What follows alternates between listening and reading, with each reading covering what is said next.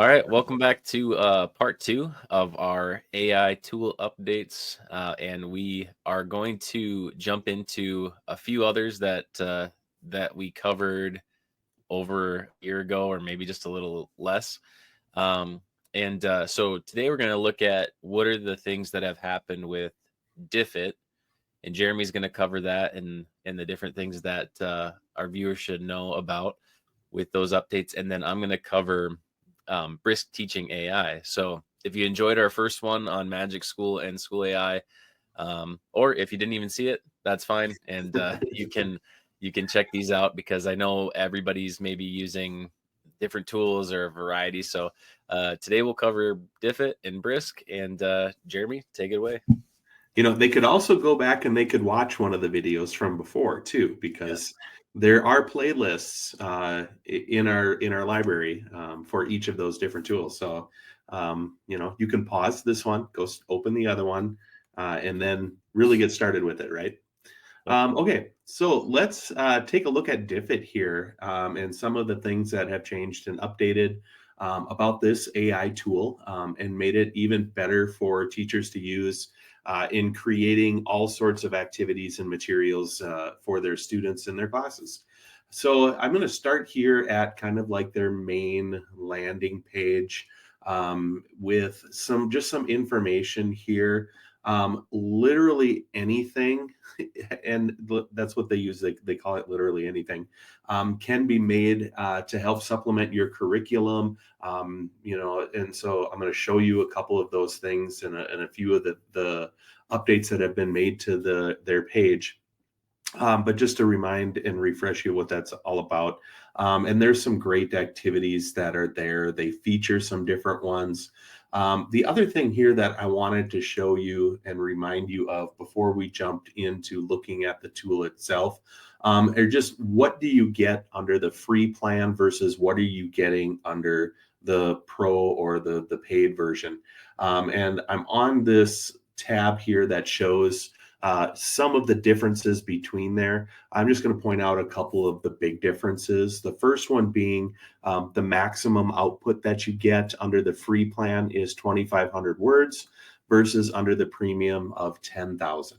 One of the other key differences is when you generate activities in Diffit, it's often going to include vocabulary that goes along with it, which is awesome. And under the free plan, the Diffit AI generates the vocab words. If you're on the premium plan, you can choose your own words. Same thing with the assessment questions, the multiple choice and short answer. It makes them for you. If you want them to be DOK or you want to choose some of your own, then you have to be on the premium plan. But I mean, really, you can look at the questions that it creates. You can copy and paste them. You can always add your own, and you can always regenerate to ask it to make different ones too. So under the free plan, you can kind of get around that with just a few other steps that you would have to take yourself. The other big difference under the free plan versus the premium plan is with the export options that you get. Under the premium, you can export directly into your Google products. And if you don't have that, you can only export out to PDF. But again, you can copy and paste some of those different things, or you could once you put it, download the PDF, put it into your Google Drive, you can probably open it up as a Google Doc from within your Google Drive. So again, you can kind of find a workaround for some of those different things. One other thing while I'm on this page here that is kind of new, under the resources tab, if I look under professional development, they've given some ideas about using Diffit in the classroom and have handouts here designed to help you if you're an ELA teacher, elementary science, or even history teacher. And you can check out the different guide that they have available depending on what it is that you teach. And even if you don't teach any of those particular things, but you're still interested in using Diffit, there's still a lot available for you. So now I'm going to jump over to my main page here for Diffit. And when you go and you get to the starting point, it looks really basic. It looks like there's not a lot there, but don't let that fool you. There's a lot of power that is hidden behind this very simple landing page. And very much you can literally search for anything by typing it in here. And I know we've gone over that in our other video that we have done on Diffit. And we've talked about how you can create your materials based off of an article you find on the web or a YouTube video that you have or any other text or PDF that you want to upload. One of the things here, though, that is kind of new when you are on this main landing page, there is a tab up on the top that is called activities. And this is kind of the new part here. Instead of starting with a content source, you also have the ability, if you know what your content is and you have an idea of the student activity that you want to do with it, you can start in this activities tab. And they have all sorts of different activities geared by content or that you can apply your content to based upon some of these different categories that you see across the top here. And there's also the ability to search for a particular thing if you wanted to. And so the example here that I'm going to show you is I was thinking about history and the American Revolution. And one of the things that you probably don't know about me is that I'm a big fan of the musical Hamilton. And I thought that what a better way to teach students about the perspective of the British king towards the colonists in the American Revolution than to have students do an analysis of the song "You'll Be Back" from Hamilton. David, you know what I'm talking about here? You look like Yep, I know what you're talking about. Yeah. So what I did is I went and I did a search and I found one for, it was called Song Analysis Bingo. And so I took this here and I went through and applied my own content to it by clicking Add Content with Diffit. Then it brings me back to this page. But notice that up in the top part, it has it linked under Activities and Song Analysis Bingo. So if I go through and I want them to use the song "You'll Be Back," and because I've done the search already, you get the idea of what it is that it can generate. So then I thought about, okay, well, what grade level is this going to be for? And I'm going to choose 5th grade. And I'm going to make sure that it's going to generate this for me. One of the other things I could tag to this is the history standards. If you are a premium member to Diffit, you can tag these standards right here. If not, where I entered in the term about the Hamilton song, I would just copy and paste it into there if you're on the free plan. But since I've got this one here, I could go through and I could tag one. And there is one about viewing things from different perspectives. Here we go. So here's the one: explain an event or events in the American Revolution through multiple perspectives, which would definitely include the perspective of the British people and of the king. So I've gone and I've tagged my standards. Now I'm going to go and I'm going to click generate resources and give it a moment to work its magic here behind the scenes. And as it does that, here we are. It has created a content or several things that are activities that you could do. It gives me an adapted reading. I get a summary. It, remember, creates vocab words and multiple choice questions that go along with it, the short answers, assessments, and even some open-ended prompts. But I'm going to jump to here and look at the activity that it created for me. And it will open it up like on several different pages or slides. So I could start out this activity and just have students maybe notice and wonder based upon this image, do they recognize who this person is? Kind of as a precursor activity before we get into watching the song on YouTube or listening to it. It has a little bit about where you could read about and take notes about the king, and then you can get into the song analysis part of it as well. There's different activities and worksheets that it creates that go along with it that you could check out and you could use, or you could choose not to.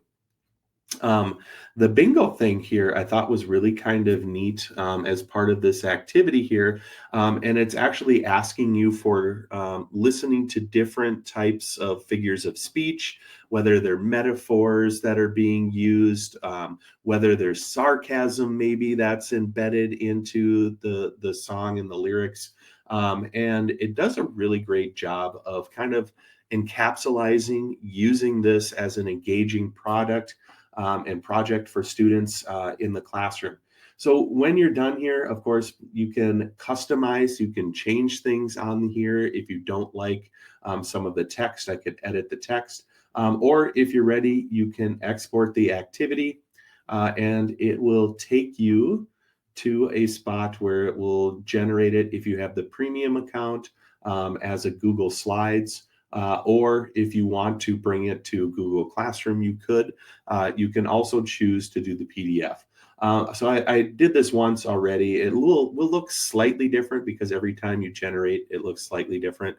But you could see here, it opened it up for me in Google Slides. And so it even gives me kind of directions, the lesson plan that the teacher could follow if they wanted to use all these different parts. So I think this is kind of a really great way to help if you have an activity in mind and just want to apply your content to that type of activity. I think it's a great way to go about doing that. So those are kind of, and I do hope you give it a try. Those are the big differences and changes that I've seen out at Diffit in the last few months. So, David, thoughts? Any other things that you think should be pointed out? Yeah, no, I think that's really cool. I love the resource creation stuff, and yeah, I think that's a pretty good overview of what changes have been made. Awesome. Well, then guess what? It is your turn. Why don't you show us All right. some things that are relatively new in the world of Brisk? All right. So, um, starting out here, so just to give everybody an overview, and honestly, I think that I kind of by default always just end up going straight to the extension itself just for use. But I would just encourage everybody, if you haven't yet, just to go to the website in general because maybe people don't really know that it's here. And there's great overviews and some other tools and resources that are found in here that you can access. So I think I just wanted to point that out so you can maybe get a little bit of a broader overview on it. And then checking out the plans too, which is where I just was, because that's a good breakdown of what's available to you. So, like, if you want to do the Brisk Educator free, which is what I'll be working off of, it kind of explains like what's available to you, what's not, and what we're actually going to be looking at for the update is really focusing on this Brisk Boost for students. This is a new feature that wasn't something that was part of our original video or something that was included previously that I think is really pretty interesting. So I brought up a number of different tabs here, and because there's actually so many different things available in the Boost student activity part. When we introduced this tool initially, we only had these 4 tabs that were there. So now you're going to see there's this Boost student activity.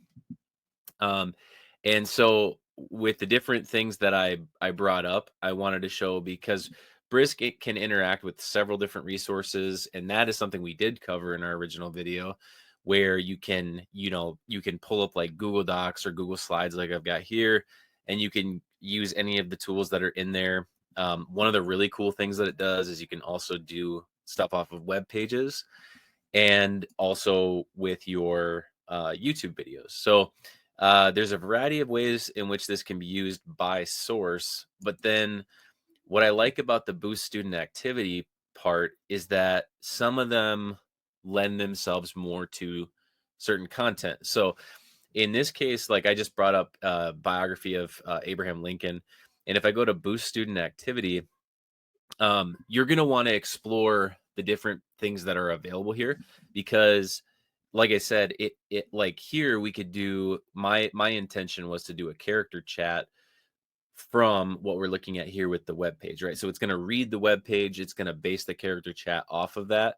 And then you've got things like the real world math, right? Which is well, you could still use it for this because what this does is actually creates like word problems and things from any content that you have. But I'm just gonna do a different web page for that.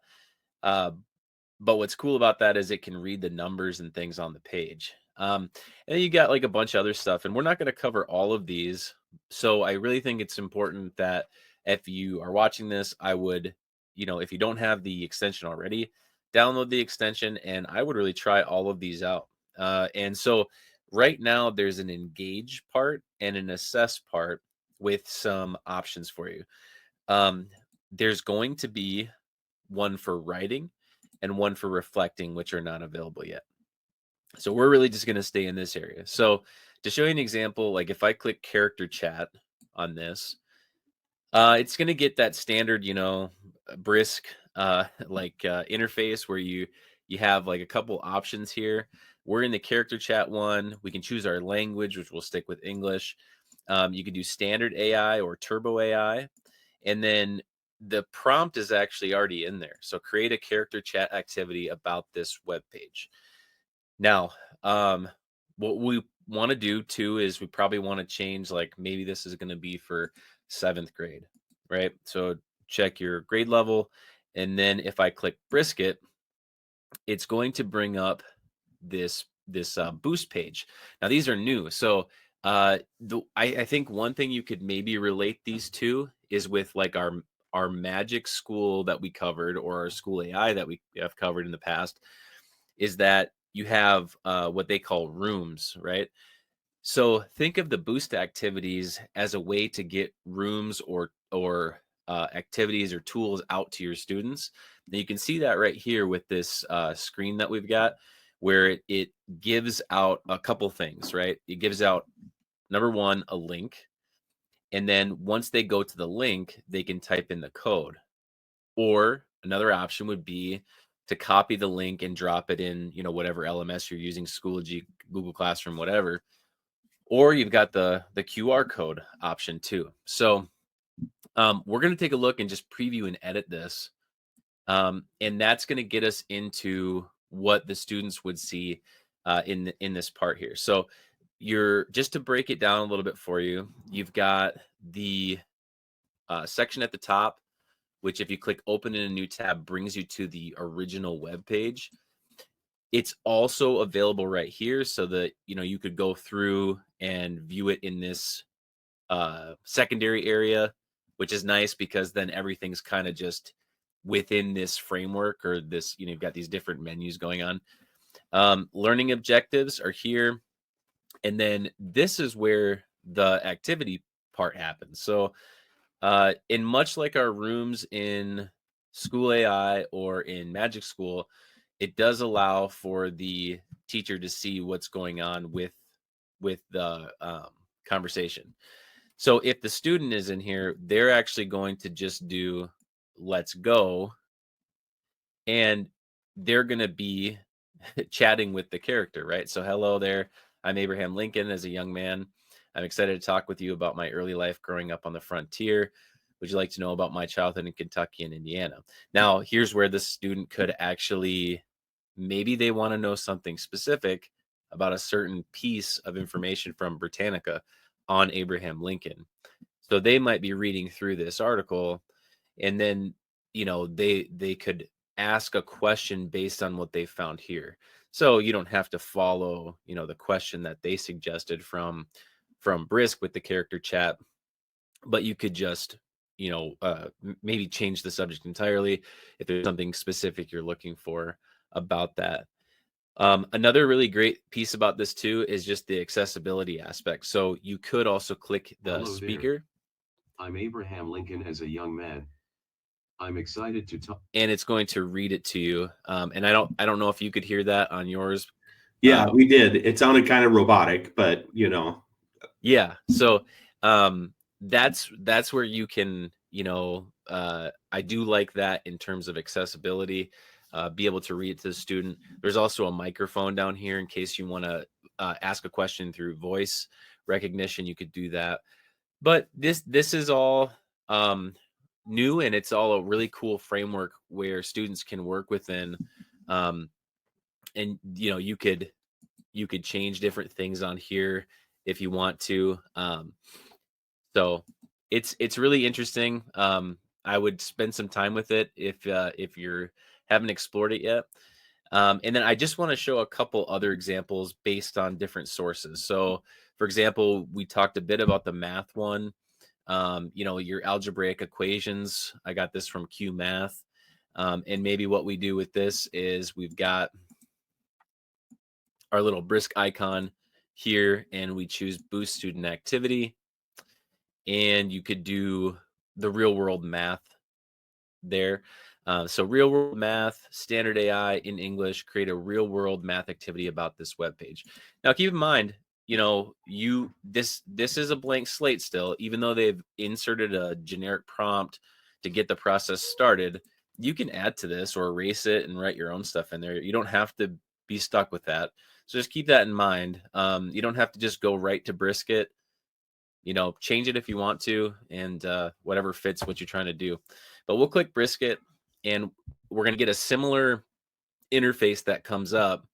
Looks like we got an error here. Okay, so while this is probably good to show anyway. While this isn't working on our bottom left-hand corner, you can see that there was still a problem that was produced from the content. So when I've done this before, actually the same exact web page did produce it, and I didn't have any issues on the bottom left here. So something to just play around with. This one did give us something about Sarah is planning to party and wants to buy some balloons. Regular balloons cost $2 each. So it gives you a word problem. And maybe what we could do is, let's say, I don't know, let's just try it out, see what happens. Let's use our Abraham Lincoln one here and see if we can get a real world math problem from it. it's always so much fun doing demonstrations live. Yeah. Yeah, and it's okay. I mean, I think it's nice because then you can see what could potentially happen there. But if Exactly. yeah, so preview and edit. And I think what happened with the algebraic equation one, it's not that it really got disrupted. Something just happened with the loading on the bottom left here with the actual web page, but we still were able to get our math problem from it because it read that data or information. So this one here, if we do the same thing, the thing about this is that there's so much content here that whatever you do with it, might be able to come up with different math problems. So what I think is maybe important to point out is if there's a lot of content from a web page, you maybe want to in the chat be very specific about where you would like to grab it from, especially if what you're trying to do is maybe pull some examples from a web page as a teacher and then plug them in somewhere else. That's kind of a cool thing that you could play around with is, taking this one. Looks like it has something to do with, says solve if Lincoln was born in 1809 and moved to Indiana in 1816, how old was he when his family relocated? Can you explain how you'd calculate that? Not a bad question. The only thing would be is that what you're looking for? And we're just testing it out with the Abraham Lincoln page. So But it's a really cool feature just in terms of you can have it produce real world math problems from anything, any of these web pages. I would just say you'd have to play around with it to get, what is your overall goal that you're trying to get. Because I think taking a whole web page and then trying to have it read the whole web page, it's gonna come up with something random. So you probably have to be a bit specific about what you're looking for. Um, then we've got in this area, so we've got this presentation on environmental science. You could use that same boost activity, um, and we could really play around with any of these. Engage. We could do a tutor for personalized support for student learning. We could do a hook. So if this was a presentation that we were going to actually present to our students, maybe we do a hook and we get something drawn up that will draw the students in before we start the presentation in this case, and we'll see what we can have it produce here.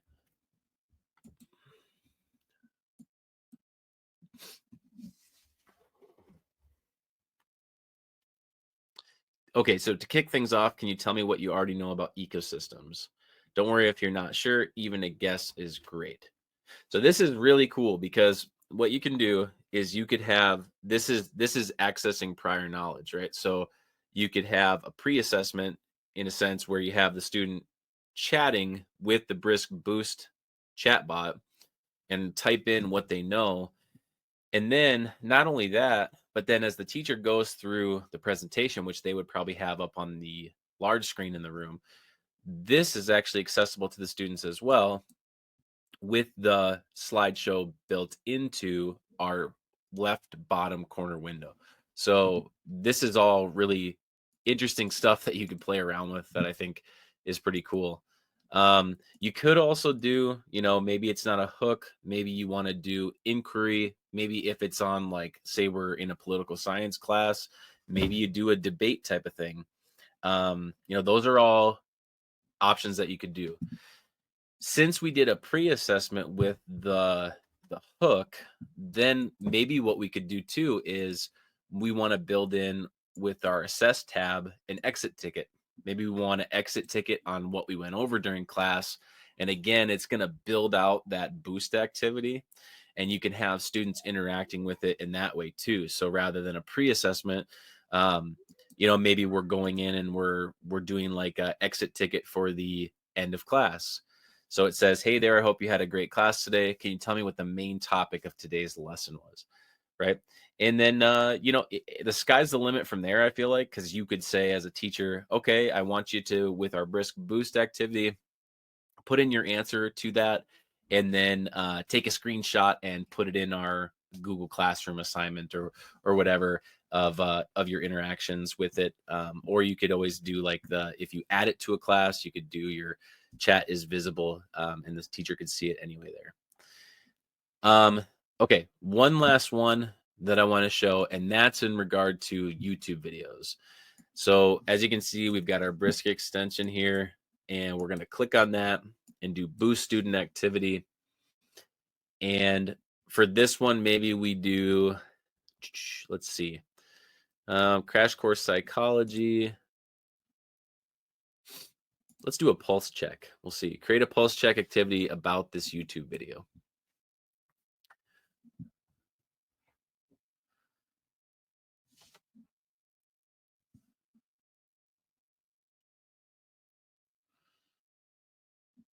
All right.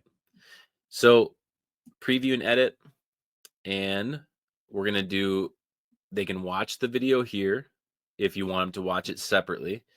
And then we click let's go, and it's going to ask some questions about the video that they just watched.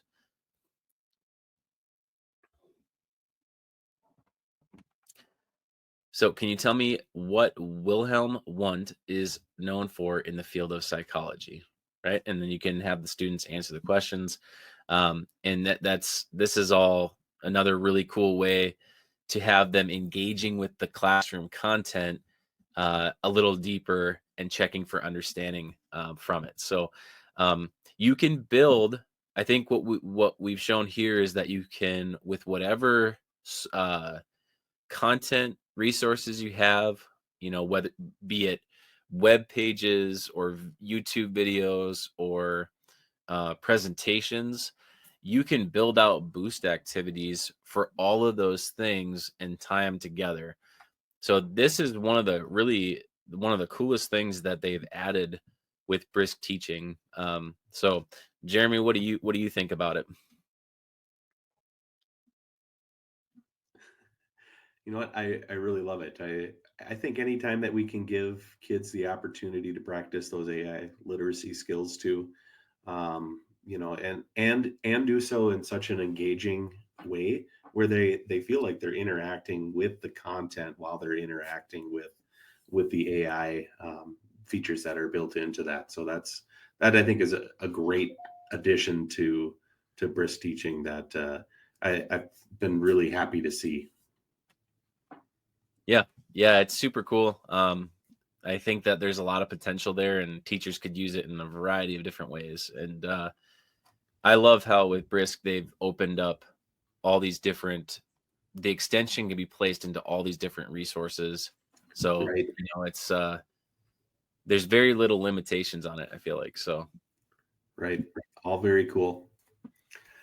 Well, thank you again for checking out the AI updates that we have shared with you these last two episodes. We've gone over Magic School, School AI, Diffit, and Brisk. And of course, we tried to focus on the newer things that were available from these products. And if you really want to find out more about how to use them from the ground up, we definitely recommend that you check out the playlists of videos that we have on each of those four different products, which you can find on our YouTube page. And once again, remember, please leave us comments, leave us questions or things that you would like us to explore. Or if something didn't work for you the way that we said, then maybe that's our fault and we need to do a retraction or we need to print a correction of some sort as well. And we're happy to do those things. We really enjoy trying these things out. And, it's a little vulnerable at times when you do a live demonstration of something and it doesn't go quite the way that you want. But hey, that could be something that happens to any teacher at any time, right? And I'm sure we've all had those examples in front of our classes where that's happened to us before. The other thing, hey, don't forget to like and subscribe to our channel and to the videos that we have. I think I've been pretty excited to see our YouTube community grow from where we started, what, David, like about a year and a half ago. Yep. And we're up over pushing 180 subscribers. Would love to see that hit 200 here in this next month, and I think that's really possible. So, like, subscribe, and share to other people and we will continue to bring these great topics of educational technology to you, and hopefully you find something valuable to learn from them.